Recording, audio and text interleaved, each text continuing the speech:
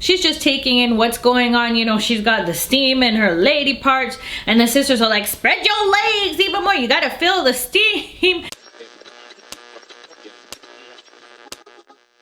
Hey my beautiful peeps, my name is Shar and welcome to Shar TV. If you're my existing subscriber, I appreciate you coming on back, and if you're new to my channel, well, I hope you like it enough that you decide to subscribe and, you know, stick around. Basically what I do is discuss what happened in the 90 Day Fiancé The Other Way episode. I give you as brief as I can of a rundown without missing too much. Today I'll be discussing the 6th episode of 90 Day Fiancé The Other Way, and it was called Proceed with Caution. Usually I like to get Corey and Evelyn out the way, but they weren't on this episode, so I'm going to start with Ellie and Victor. Ellie and Victor decide to grab a bite to eat so they can discuss their plans of how to proceed. Ellie doesn't think that it's possible to move back to Providencia because of the destruction. There's nothing there. There's no cell phone service, there's no infrastructure, there's no medical, there is nothing there. So she doesn't think that it's the greatest idea to proceed with moving there. Victor, on the other hand, does, because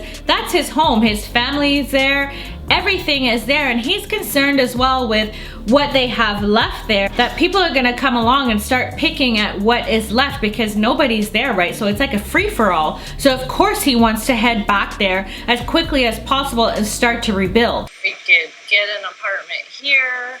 We can go work hard for 3 days and come back and chill out for a while here in San Andres, get more stuff, see what we need, and go again for 3 days. It's gonna take a long time, but if we focus on that, on our little place, I know we can do it. Poor Ellie is terrified with this decision because, as I said, there's nothing there, but she wants to stand by her man that she loves so much, so she agrees to the plan. The next day, Ellie's feeling a little bit, you know, homesick. She's missing her friends. She decides to do a little FaceTime with her bestie, Hiromi. I like Hiromi. Is that how you say her name? I think that's how you say her name. How is it going? Like, how are you handling all this? It's been so intense. I actually went to the island with some supplies. Oh, really? Yeah, it was so heartbreaking. Oh my God. And like then also knowing that it's like Victor's home and his family's home. How is he handling this? I mean, the first day I saw him, he seemed like the same old person. Her bestie asked her, well, have you and Victor, you know, talked about the infidelity? I mean, what's going on there? Ellie's like, no, that's kind of on the back burner. We'll discuss it at some point, but we don't know when. I feel like definitely at some point that needs to be discussed. You can't just sweep it under the rug. You know, I understand this might not be the greatest time to talk about it because you've got other pressing things to deal with, but at some point, Ellie, you're gonna have to talk about that. You can't let that go now. That's pretty much all that happened between Ellie and Victor. It wasn't that exciting at all. Let's go ahead and move on to Jenny and Sumit, my favorite couple. Sumit tells Jenny that after the celebration with the family, they got into a huge fight over the phone the next day. Surprise! His mom was like threatening him, saying she's gonna make his life hell, like she ain't already making it hell, but she's gonna make his life hell, and if he's happy, she's gonna take that away from him. And she's also blaming her husband as well because he's not able to stop Sumit, so she's putting the blame on him too. Poor Jenny's starting to feel bad because she doesn't want to be the reason that, you know, the family is arguing. Well, if you don't want to be the reason that they're fighting, Jenny, take your tail home. You know he's not gonna marry you. Like, Sumit mentions that his family was the one that actually taught him to lie. He's been lying his whole life. And I don't know, like, you know, why I used to lie a lot, because this is something I learned from my own family. My father, he always surrendered in front of my mother, and that's what he taught us. Like, okay, just maintain peace, give up in front of your mother. Whether we find that she's right or wrong, she's the boss. Lie or suffer. So instead of telling everybody how you feel, and get reamed a new butthole, just, you know, pretend like everything's okay, even though it's not. I think that's quite sad that you can't express how you're feeling because you're scared of your own mother. But that's one of the reasons why they don't talk about serious issues. Sumit actually had a baby sister, but she died at 8 months old from jaundice. So he's feeling bad because the mother has lost her daughter, her biological daughter, and now she's lost her daughter-in-law. So all the things she wanted to do with the daughter that she lost, she couldn't even do with the daughter-in-law because Sumit got a divorce. Essentially, he's saying that he snatched the happiness away from the mother. And that's another reason why the mother doesn't really like Jenny, because Jenny is really the cause of the divorce, right? So yeah. Jenny feels like the mom needs some professional help, and maybe that's a good idea. I feel like that we need a family counselor or need a psychiatrist for my mom and for my dad as well, because he's also going through a lot. Do we both need to go talk with someone? Yeah, we also need for us because we are also going through hell. I agree. Okay, so let's try to find a counselor for us and your parents. That's it for those guys. Let's talk about Ari and Binny. Ari and Binny decide to take Avi, the little baby, to the doctor because they've noticed a bulge in the groin area and they want to check it out. So where is this one coming out from? This In this area? in this area here. Okay. It's not here, but when he cried, it came up. Yeah. And it's gone by itself. When Yeah. he's mad, like something is come out. Yeah. So I think that he have a hernia. So what he needs is a surgical intervention, which we need as soon as possible. Of course, Ari is concerned because he's just a baby and to be put to sleep. She's very nervous about that, not to mention they're in Ethiopia, so she's concerned about the doctor being able to perform this surgery.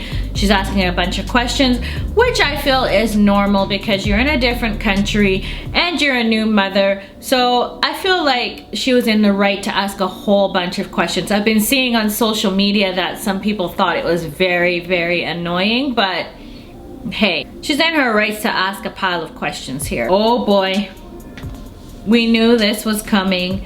She mentions that she wants to go back home to have the surgery performed.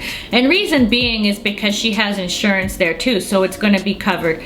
It kind of does make sense. Not to mention she has her parents as well there.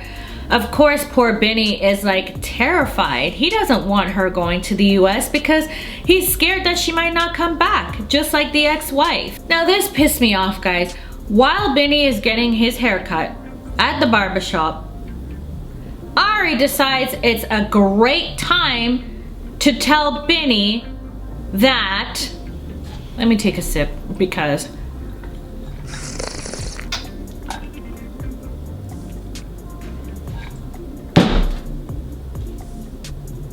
I know you think that I can do all that stuff here, but I have insurance in the US. They will pay for it. I don't know how much it's going to cost there. It could be expensive, you know? I don't know, so you tell me just you want to leave like something? Or? I'm saying, baby, that I need to do this in the US. and she's leaving in a week. Now I'm with Binny on this one. He thinks that Ari did this on purpose, telling him at the barbershop because she knows he doesn't like a scene to be caused. So this is a perfect opportunity to tell him about this.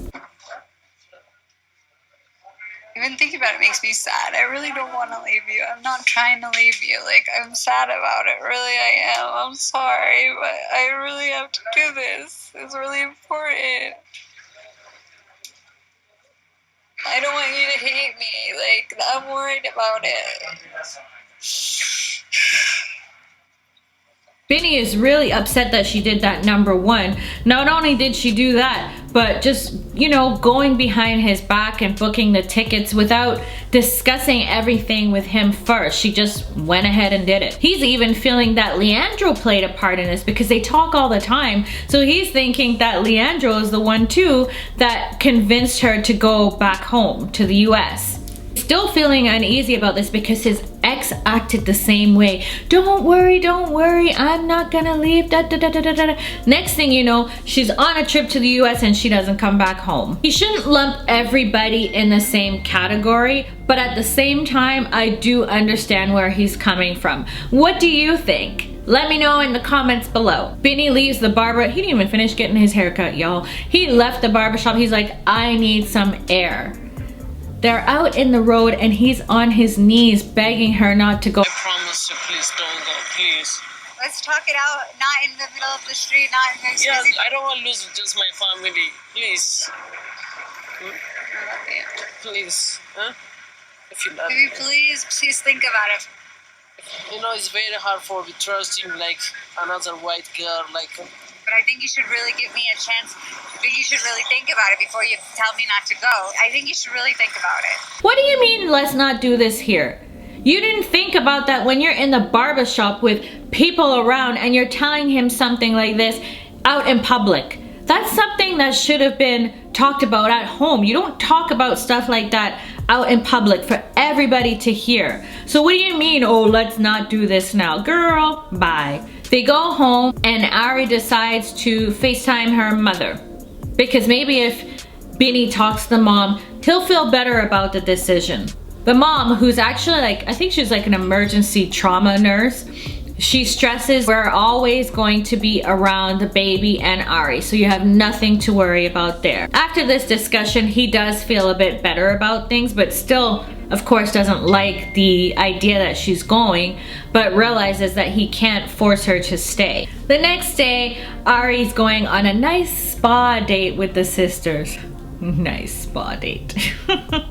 Nothing is ever nice with those sisters. I don't know, they always butt head. But they go to a traditional spa. When we walk into the room, there are like 3 holes in the ground and there's smoke rising up from them. They tell me to sit on this like little wooden stool with my legs apart.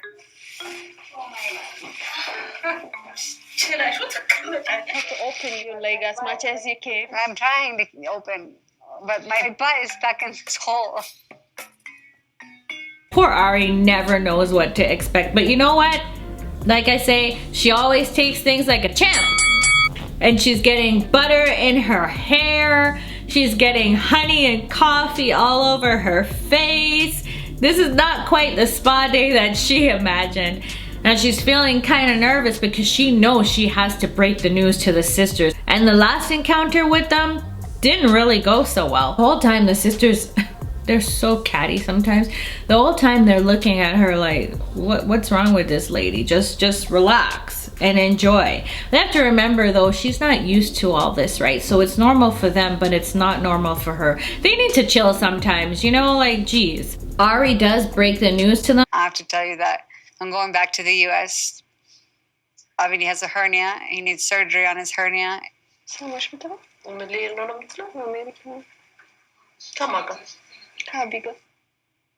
Everyone knows my dad at the hospital. He'll get the best care possible there. Yeah, I mean, I'm speechless. Of course, they're not happy about it at all. They bring up, you know, that the ex did the same, blah, blah, blah, blah, blah. They started crying. Yeah, it didn't go over so well. Of course, because that's everyone's biggest fear. Of course, they're concerned that she's gonna leave and not come back, and she assures them, I promise you I'm gonna come back, and our relationship hasn't been the greatest, so I hope that when I do come back we can start over and be besties. Okay, she didn't say that, but start over and get things on track. That's everything to this recap, you guys. Honestly, I was underwhelmed with this episode. Not a whole lot went on. They didn't show Evelyn and Corey, which I'm okay with. They're annoying sometimes. But I was hoping to hear the juice when he finally tells Evelyn about what happened in Peru and him confronting Jenny. And I was all ready for that and they didn't show it, damn it. So I hope that next time they do. Let me know your thoughts on this episode if you've seen it or if you're just relying on me to give you the juice. Let me know how you felt. Give me a thumbs up if you enjoyed. Hit the notification bell so that you don't miss any of my videos and subscribe if you haven't already. Thanks for watching, my beautiful peeps, and I'll see you in my next video. Bye!